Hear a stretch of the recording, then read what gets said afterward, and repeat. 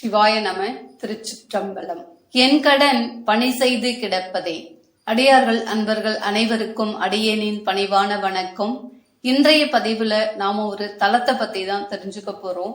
அதாவது திருவையாறு ஐயாரப்பர் கோவில். ஐயாரப்பர் கோவில் அப்படின்னாலே எல்லாருக்கும் ஞாபகத்துக்கு வர்றது அப்பர் பெருமானுடைய கைலை காட்சி மட்டும்தான்.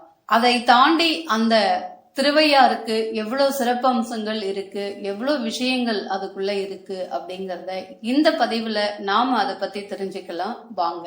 திருவையாறு ஸ்ரீ ஐயாரப்பர் கோவில் வரலாறு மற்றும் சிறப்புகள். தஞ்சாவூர் அருகே காவிரியின் வடகரையில் அமைந்துள்ள திருவையாறு ஸ்ரீ அறம்பளர்த்த நாயகி உடனுரை ஐயாரப்பர் கோவில் பாடல் பெற்ற சிவஸ்தலங்களில் மிகவும் போற்றத்தக்க ஒன்றாகும். இது காவிரியின் கிளை நதிகளான அரசலாறு, வெண்ணாறு, வெட்டாறு, குடமுருட்டி, காவிரி ஆகிய 5 ஆறுகள் பாயும் பகுதி என்பதால் திருவையாறு, அதாவது திரு பிளஸ் 5 பிளஸ் 6 என்று பெயர் பெற்றது. ஆன்மீக வரலாறு மற்றும் தலப்புராணம்.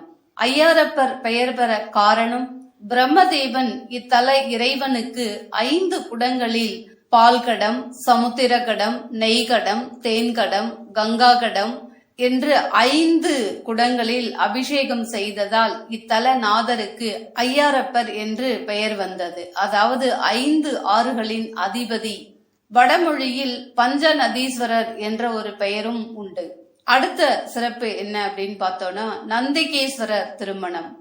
சிவபெருமானின் முதன்மை கணமான நந்தியம் பெருமானுக்கு திருமழப்பாடியில் சுயசாம்பிகையுடன் திருமணம் செய்வித்து பின்னர் இத்தலத்தில் அவருக்கு சிவபெருமான் முடிசூட்டி வைத்தார். திருநாவுக்கரசருக்கு கைலாய காட்சி. அப்பர் பெருமான் திருநாவுக்கரசர் வடநாட்டுக்கு சென்று கைலாய மலையை தரிசிக்க விரும்பினார். வயோதிகத்தால் அவரால் நடக்க முடியாமல் போன போது சிவபெருமான் ஒரு முனிவர் வடிவில் தோன்றி அங்கிருந்த ஒரு பொய்கையில் மூழ்கச் சொன்னார். அப்பர் அந்த பொய்கையில் மூழ்கி திருவையாறு சூரிய புஷ்கரணியில் மேலெழுந்தார். அங்கே அவருக்கு கைலாய காட்சி அப்படியே அமைய பெற்று சிவபெருமான் அருளினார். இன்றும் ஆடி அமாவாசை தினத்தன்று அப்பர் பெருமான் கைலை காட்சி திருவையாறில் விமர்சையாக கொண்டாடப்படுகிறது. ஆலயத்தின் முக்கிய சிறப்புகள். 5 பிரகாரங்கள். இக்கோவில் 5 பிரகாரங்களை கொண்டு மிக பிரம்மாண்டமாக அமைந்துள்ளது. ஐயாரப்பரின் சுயம்பு லிங்கம்.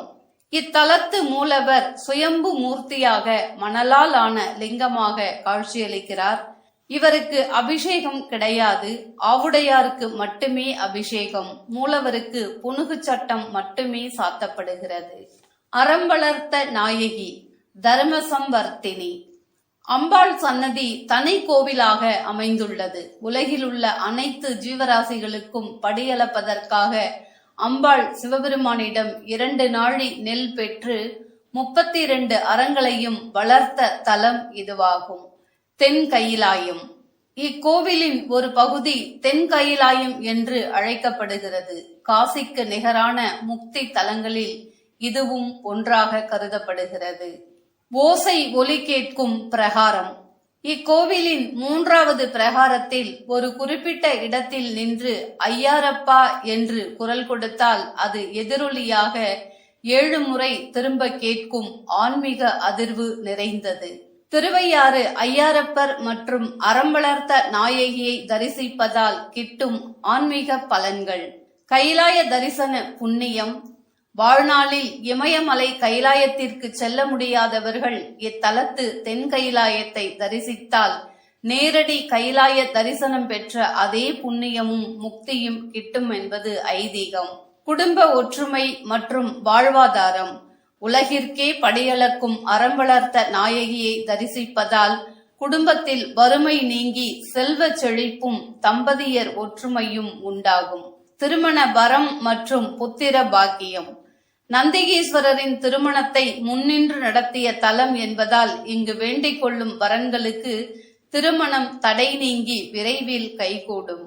பித்ருதோஷ நிவர்த்தி. காவிரியின் 5 நதிகளும் சங்கமிக்கும் இந்த புண்ணிய பூமியில் இறைவனை வழிபடுவதால் முன்னோர்களின் ஆசை கிட்டுவதோடு பித்ரு தோஷங்கள் நிவர்த்தி அடையும்.